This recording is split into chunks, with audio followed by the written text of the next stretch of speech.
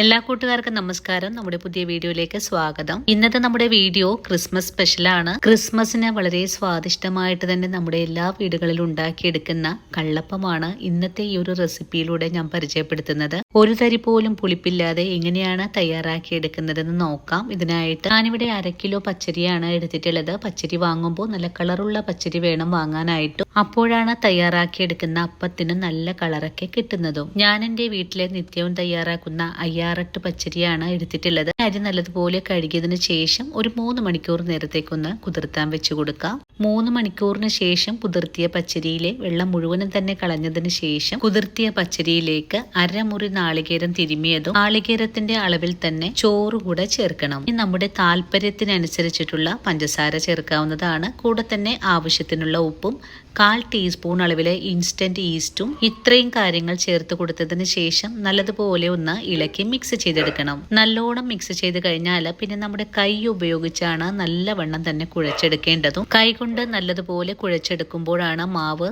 നല്ല സോഫ്റ്റ് ആയിട്ട് തന്നെ പൊങ്ങി വീർത്ത് കിട്ടുന്നതും. ഇനി കുഴച്ചു കഴിഞ്ഞാൽ കയ്യിലേക്ക് കുറച്ച് വെള്ളവും കൂടി ഒഴിച്ചു കൊടുത്തതിന് ശേഷം രാത്രി മുഴുവനും നമുക്ക് മൂടി വെച്ച് കൊടുക്കാം. ഇനി രാവിലെ ആയാൽ നമുക്കിതിലേക്ക് ആവശ്യത്തിനുള്ള വെള്ളമോ തേങ്ങാ വെള്ളമോ ചേർത്ത് അരച്ചെടുക്കാവുന്നതാണ്. 2 തവണകൾ കൊണ്ടാണ് നമുക്ക് ഈ അരി അരച്ചെടുക്കാൻ സാധിക്കുന്നത്. ഇനി അരച്ചെടുത്ത മാവ് നമുക്കൊരു പാത്രത്തിലേക്ക് മാറ്റാം. ഇനി നല്ലോണം ഇളക്കി യോജിപ്പിച്ചതിന് ശേഷം 1 മണിക്കൂർ നേരത്തേക്ക് ഒന്ന് റെസ്റ്റ് ചെയ്യാനായിട്ട് മൂടിയും കൂടെ വെച്ചു കൊടുക്കാം. 1 മണിക്കൂർ കൊണ്ട് തന്നെ നമ്മുടെ മാവ് നല്ലതുപോലെ പതഞ്ഞ് പൊങ്ങി വീർത്ത് നിൽക്കുന്ന ഒരു പാകത്തിലേക്കായി വന്നിട്ടുണ്ട്. ഇനി ബബിൾസ് ഒന്നും പൊട്ടിച്ചെടുക്കേണ്ട ആവശ്യമൊന്നും തന്നെ ഇല്ല. ഉടൻ തന്നെ നമുക്ക് അപ്പം തയ്യാറാക്കാൻ തുടങ്ങാം. ഇനി ഒരു അയൺ പാൻ അടുപ്പിലേക്ക് വെച്ച് കൊടുത്തതിന് ശേഷം പാൻ നന്നായിട്ട് ചൂടായി വരുമ്പോൾ നമുക്കിതിലേക്ക് കുറച്ച് വെളിച്ചെണ്ണ പുരട്ടി കൊടുക്കാം. ഇനി ഓരോ തവി മാവും പാനിലേക്ക് കോരി ഒഴിച്ചു കൊടുക്കാം. മാവ് കോരി ഒഴിച്ചു കഴിഞ്ഞാൽ പിന്നെ ചുറ്റിച്ചെടുക്കേണ്ട ആവശ്യമൊന്നും തന്നെ ഇല്ല. നിറയെ തന്നെ ഹോൾസുകൾ വന്നു തുടങ്ങുമ്പോൾ നമുക്കിതൊന്ന് മൂടിയും കൂടെ വെച്ചു കൊടുക്കണം. 1 മിനിറ്റ് കൊണ്ട് തന്നെ നമ്മുടെ അപ്പം നല്ലതുപോലെ ഹോൾസ് ഒക്കെ ആയി വന്നിട്ടുണ്ട്. ഇനി നമുക്കൊരു പ്ലേറ്റിലേക്ക് എടുത്ത് മാറ്റിയതിന് ശേഷം